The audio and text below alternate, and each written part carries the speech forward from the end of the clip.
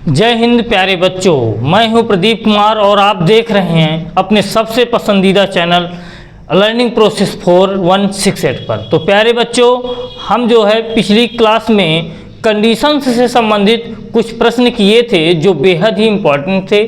तो आज प्यारे बच्चों हम एक्सरसाइज 3.1 को करने वाले हैं जो कंडीशंस पर ही आधारित प्रश्न हैं। तो कंडीशंस एक बार प्यारे बच्चों सभी लोग देख लीजिए कि कंडीशंस हम कंडीशंस जो लिखाए थे कोई भी हल नहीं। पहली थी अद्वितीय हल, दूसरी थी कोई भी हल नहीं, थर्ड थी हमारी अनंततः अनेक हल। तो प्यारे बच्चों, इन तीनों कंडीशनों से संबंधित क्वेश्चन हैं। उनमें से सभी चीज़ हमने बताया था कि अद्वितीय हल की रेखाएं क्या करती हैं, प्रतिच्छेद करती हैं, उसका हल कैसा होता है, संगत होता है। सेकंड क्या था प्यारे बच्चों, कोई भी हल नहीं, इसकी रेखाएं क्या होती हैं ग्राफ में, समांतर होती हैं, इसका हल कैसा होता है, असंगत होता है। थर्ड क्या थी प्यारे बच्चों, अनंततः अनेक हल, इसकी रेखाएं क्या होती हैं, संपाती होती हैं, इसका हल कैसा होता है, संगत होता है। इन्हीं जो है शर्तों से संबंधित हमारे क्वेश्चन हैं। जैसे यहाँ पे दिया है अनुपातों A1/A2, B1/B2 और C1/C2 की तुलना कर ज्ञात कीजिए कि रैखिक समीकरणों के युग्म संगत हैं या असंगत। ये प्यारे बच्चों बहुत ही इंपॉर्टेंट क्वेश्चन हैं। इन क्वेश्चनों को हमें जरूर करना है। ऑब्जेक्टिव में या दो नंबर में ये क्वेश्चन जरूर पूछे जाते हैं। तो फर्स्ट क्वेश्चन हम देखते हैं प्यारे बच्चों। फर्स्ट क्वेश्चन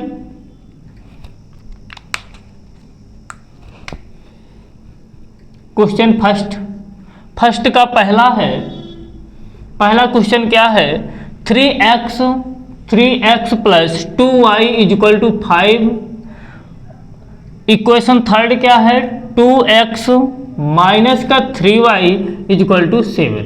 तो प्यारे बच्चों क्या करना होता है, हमने इसकी जो है थर्ड चैप्टर का पहले जो है हमने क्लास में ये चीज़ें बताए थे कि कोई भी क्वेश्चन है हमें उसको जो है संतुलित, जो मतलब व्यापक एक रैखिक समीकरण क्या होते हैं उनको हमने बहुत अच्छी तरीके से समझाए थे। तो प्यारे बच्चों उसी तरह से इन क्वेश्चनों को हमें लिख लेना है, मतलब ये संतुलित अवस्था में हमें इनको करना है। तो यहाँ पे डाल सकते हो संतुलित करने पर,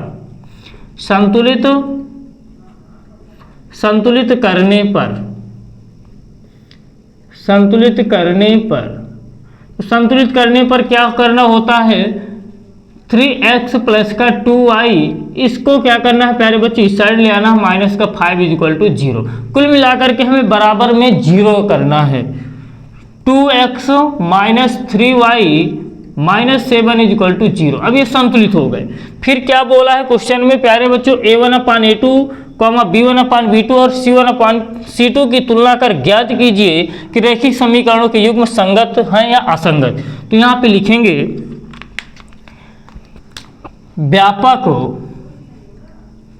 व्यापक रैखिक समीकरण, व्यापक चाहे सीधे से समीकरण लिख दीजिए, व्यापक समीकरण A1x + B1y + C1 = 0 तथा A2x + B2y + C2 = 0 से तुलना करने पर तो प्यारे बच्चों तुलना कर दीजिए। जो भी हमारे रैखिक समीकरण दिए गए हों उनकी जो है इन समीकरण से तुलना कर दें। A1x मतलब जिसमें 1 है, समझ जाइए कि ये इक्वेशन फर्स्ट के मान हमें रखना है, और जो इसमें 2 लगे हुए हो इक्वेशन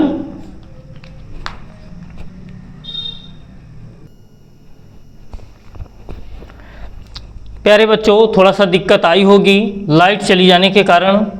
तो यहाँ से हम जो है व्यापक समीकरण A1x + B1y + C1 = 0 तथा A2x + B2y + C2 = 0 से तुलना करने पर। तो प्यारे बच्चों ये जो समीकरण इनसे तुलना करेंगे तो A1 की वैल्यू कितनी आ जाएगी, ये A1 है, B1 है, ये C1 है। बस A1 की वैल्यू 3, B1 की वैल्यू कितनी है 2, C1 की वैल्यू कितनी है -5, A2 की वैल्यू कितनी है 2, B2 की वैल्यू कितनी है -3 और C2 की वैल्यू कितनी है -7। तो प्यारे बच्चों अब हमें यहाँ पे क्या बोला है, कह रहा तुलना कर दीजिए A1/A2, तो A1/A2, B1/B2 और C1/C2 की तुलना कर। तो इनकी तुलना करते हैं प्यारे बच्चों। तो A1/A2 कितना है, A1/A2, B1/B2, C1/C2, इनकी तुलना करो प्यारे बच्चों। वैल्यू रख दीजिए, वैल्यू जो भी हमें दी गई है वहाँ पे तो वैल्यू रख देते हैं। A1 की वैल्यू कितनी है 3/2, फिर B1 की वैल्यू कितनी है 2/-3, और फिर कितना है ये -5/-7। अब यहाँ पे आप लोग देखें तो ये कोई बराबर नहीं, जब ये ही दोनों बराबर नहीं रहते हैं तो वहाँ पे हमें क्या कर देना होता है, चूँकि 3/2 डज नॉट इक्वल है 2/-3 के, तो ये कौन सी कंडीशन, चूँकि यहाँ पे लिखेंगे A1/A2 डज नॉट इक्वल है B1/B2 के, ये चीज़ आ रही है। कुल मिला के A1/A2 और B1/B2 ये बराबर नहीं है, इसको इसकी हमें बात ही नहीं फिर करना है। जैसे ये चीज़ ना हो तो आप इसको हटा भी सकते हैं, इस चीज़ को आप बिल्कुल हटा सकते हैं। जैसे यहाँ पे हमें जो भी दिया है A1/A2 को डज नॉट इक्वल है B1/B2 के, ना हो तो आप यहाँ से सीधे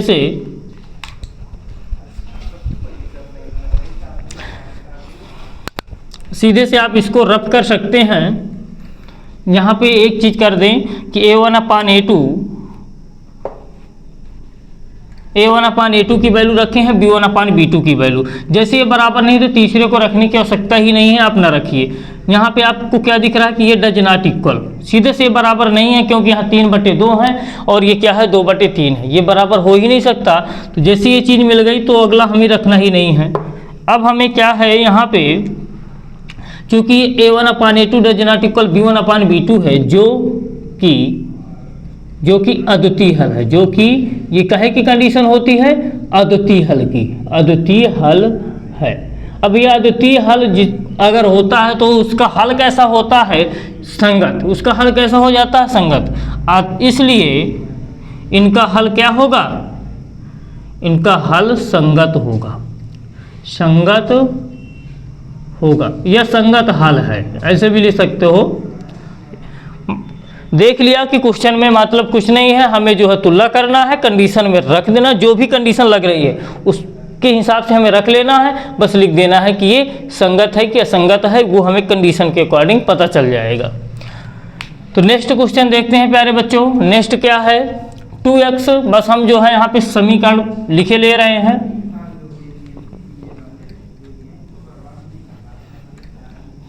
ये चीज़ हमें मिटाना पड़ेगा बस, बाकी और सब वही रहेगा।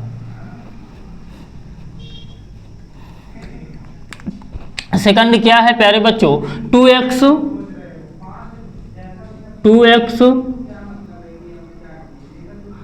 -3y इक्वल टू कितना है 8, फिर सेकंड है 4x - 6y इक्वल टू 9। तो संतुलित करने पर उसी तरह से हमें संतुलित कर देना है। तो संतुलित करने पर प्यारे बच्चों 2x - 3y, इसको इधर ले आओ, -8 equal to 0, 4x - 6y - 9 equal to 0।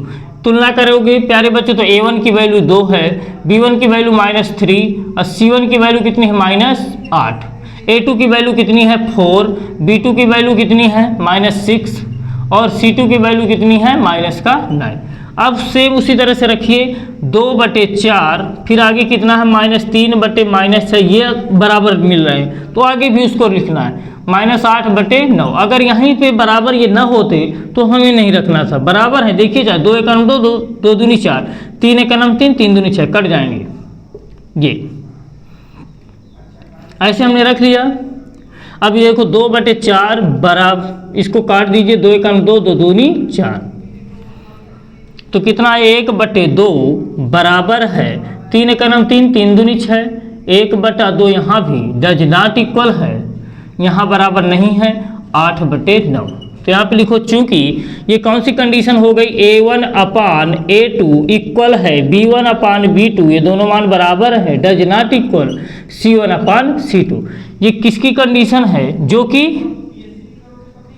कि कोई भी हल नहीं है, कोई भी हल नहीं है, कोई भी हल नहीं। इसलिए भैया अगर कोई भी हल नहीं है तो उस समय क्या हो जाता है, उसका हल असंगत हो जाता है। तो इसका हल कैसा होगा, असंगत। इसलिए इसका हल असंगत होगा। तो प्यारे बच्चों ये चीज तुमने देख लिया कि हमें क्या करना है। आप लोगों को क्वेश्चन लिखना है, A1 B1 C1 की वैल्यू और A2 B2 C2 की वैल्यू ज्ञात कर लेना है, इससे तुलना करके। जैसे ये वैल्यू आ जाती हैं तो आप लोगों को क्या करना है, उनकी तुलना करा लेना है। अगर तुलना में तीनों बराबर आ जाते हैं तो अनंततः अनेक हल लिखेंगे, वहाँ पे क्या होगा, उसका हल संगत हो जाएगा। जैसे इस क्वेश्चन को हमने किया तो इसमें क्या है कि दो बराबर है, एक बराबर नहीं है। ये कौन सी कंडीशन होती है, कोई भी हल नहीं। कोई भी हल नहीं है तो उसका हल कैसा होता है, असंगत होता है। तो ये जो है प्यारे बच्चों, इन क्वेश्चनों को आप बहुत अच्छी तरीके से कर लेंगे, ना हो तो हम एक जो है अपान वाला भी करे दे रहे हैं। थर्ड क्वेश्चन देख लेते हैं। ये चीजें हमें मिटाना पड़ेगा बस।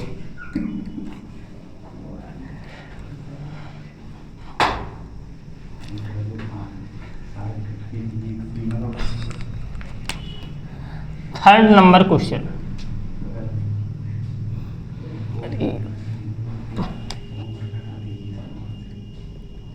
कैसा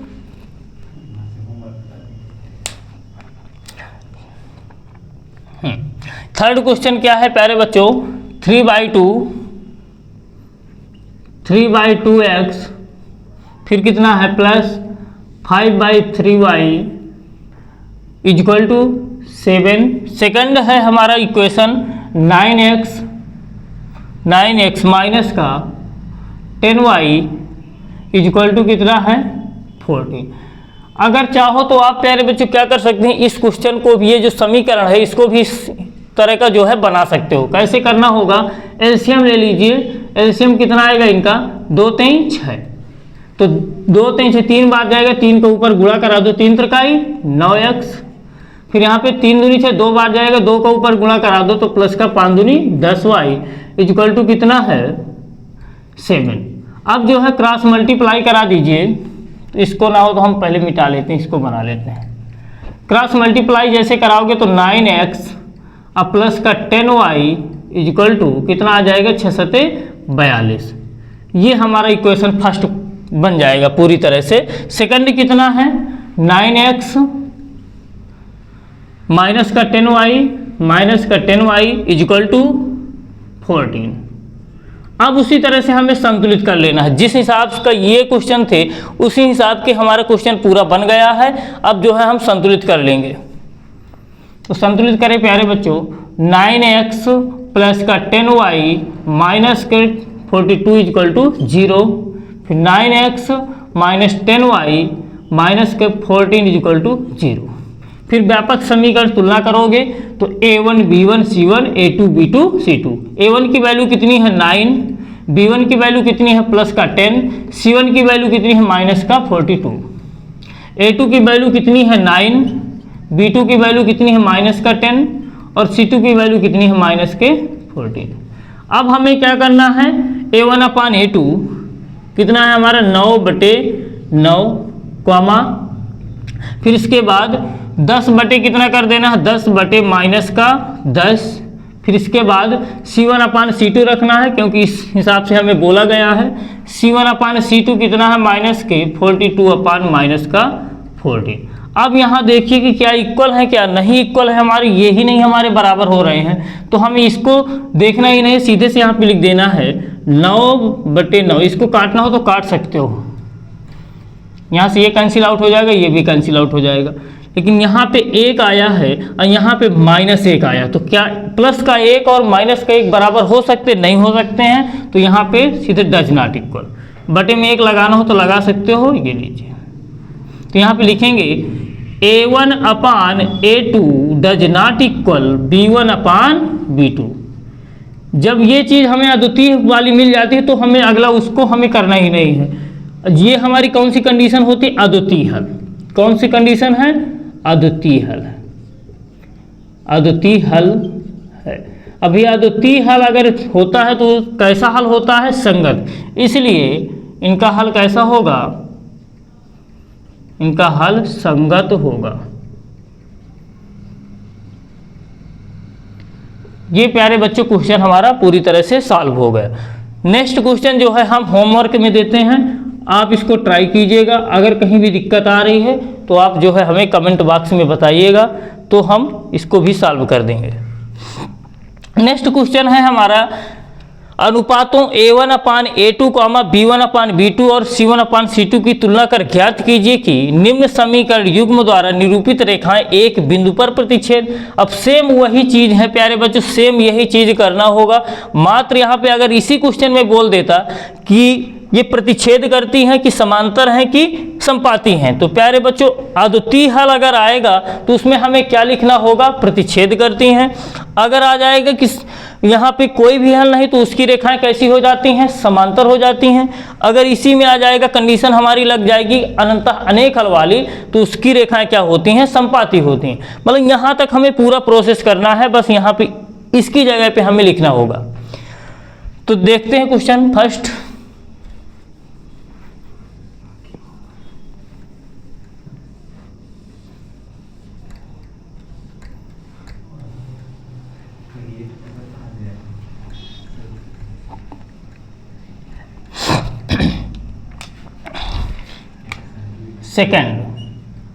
सेकंड का फर्स्ट हम एक क्वेश्चन बताएंगे, एक के बाद आप जो है सभी क्वेश्चनों को कर लेंगे, क्योंकि अगर सही से क्लास देखा होगा तो आप लोग इन क्वेश्चनों को बहुत ही आसानी से कर ले जाएंगे। तो प्यारे बच्चों क्वेश्चन क्या है हमारा? पहला क्वेश्चन है 5x माइनस का 4y प्लस का 8 इक्वल टू कितना है? 0। सेकंड है 7x प्लस का 6y माइनस के 9 इक्वल टू 0। तो प्यारे बच्चों ये क्वेश्चन अब तो और इजी हो गया, क्योंकि यहाँ पे संतुलित कर ये पहले से ही दिया है, तो हमें संतुलित करने वाला भी ये जो है बवाल हमारा पूरी तरह से खत्म है। व्यापक समीकरण से इसी तरह से तुलना करेंगे तो A1 का मान कितना है, ये चीज़ हम यहाँ पे रखेंगे। तो A1 की वैल्यू कितनी है? 5, B1 की वैल्यू कितनी है? माइनस का 4, और C1 की वैल्यू कितनी है? 8, A2 की वैल्यू कितनी है? 7, B2 की वैल्यू कितनी है? प्लस का 6, C2 की वैल्यू कितनी है? माइनस का 9। तो प्यारे बच्चों क्या बोला है? कह रहा है इनकी तुलना कीजिए, तो हमें उसी तरह से तुलना कर लेना है। A1 अपान A2, चूंकि A1 अपान A2, B1 अपान B2, C1 अपान C2, इनकी तुलना करना है। A1 की वैल्यू कितनी है? A1 की वैल्यू है 5 और A2 की वैल्यू कितनी है? 7, B1 की वैल्यू कितनी है? माइनस का 4 और B2 की वैल्यू कितनी है? 6। तो यहाँ से अगर ये चीज़ ही बराबर 5/7 माइनस 4/6 के बराबर है क्या? नहीं है बराबर, अगले वाले को हमें लिखना ही नहीं है। तो 5/7 यहाँ पे लिखना 5/7 डज नॉट इक्वल है, इसको काटना हो तो काट सकते हो, माइनस के 4/6। तो प्यारे बच्चों अगर ये चीज़ A1 upon A2 does not equal B1 upon B2 होता है तो उस कंडीशन में क्या, उस केस में क्या होता है प्यारे बच्चों? अद्वितीय हल। तो यहाँ पे लिखेंगे चूंकि A1 upon A2 does not equal है B1 अपान B2 के, जो कि अद्वितीय हल है, जो कि अद्वितीय हल। ये काहे की कंडीशन होती है? अद्वितीय हल। अब प्यारे बच्चों अद्वितीय हल जिसका भी होता है तो उसकी रेखाएं कैसी होती हैं? ग्राफ में प्रतिच्छेद करती हुई रेखाएं हमें प्राप्त होती है। तो मात्र इतना ही लिखना है। अद्वितीय हल आ जाता है तो हमें प्रतिच्छेदी लिखना है, अगर कोई भी हल नहीं आता है तो समांतर लिखना है। अगर संपाती अगर हमारा आ जा रहा है अनंतः अनेक हल की कंडीशन, तो उस स्थिति में हमें संपाती लिख देना है। तो यहाँ पे अद्वितीय हल आया है, इसलिए इनकी रेखाएं क्या होंगी ग्राफ में? इनकी रेखाएं